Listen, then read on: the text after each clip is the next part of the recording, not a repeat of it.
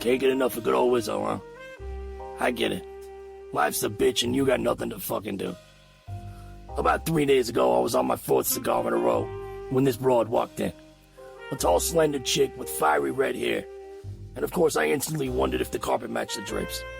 She introduced herself as Evelyn and told me that she needed my help, like I'm supposed to do something. Her sister Lila had been found dead in the apartment earlier that day, and the police had no leads on the case. She was convinced that foul play was involved, and she wanted my help.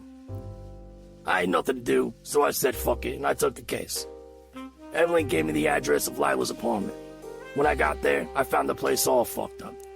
There was shit everywhere, flipped over furniture, tossed around papers. There was even a baby blue dildo just lying on the TV. On the fucking TV. Must have had bad signal or something. I don't know. But the police had come and gone, and then of course missed something important. Because I'd noticed a small paper sticking out from underneath the vase of a coffee table. It was a note from some guy named Gino, asking Lila to meet him tonight at some shady bar down by the docks. So I headed down to the bar, and I asked the bartender for him to point him out to me. He was sitting at the corner table.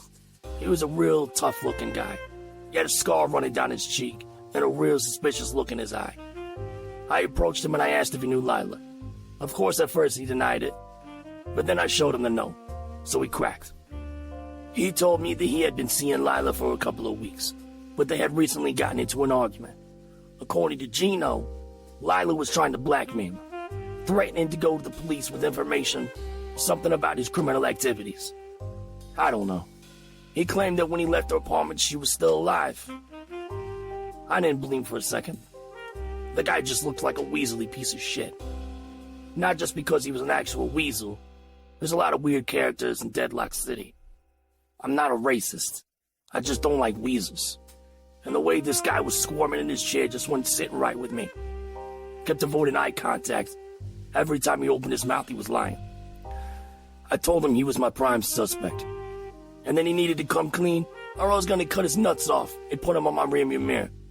Look, I'm a little guy, but I got a big reputation for doing what the cops won't. And I needed new mirror dice.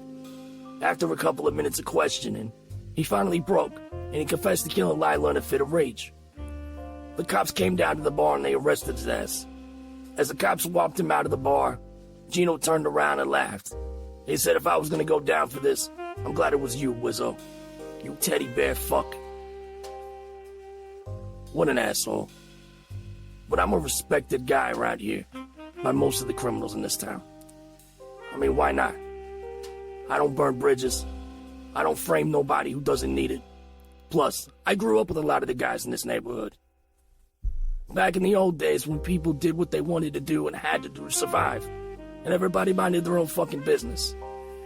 Back when I was a kid, the mayor of Deadlock City fucked a porn star and nobody gave a shit. But that's a story for another time. Shit just ain't the same anymore. I'll see you around.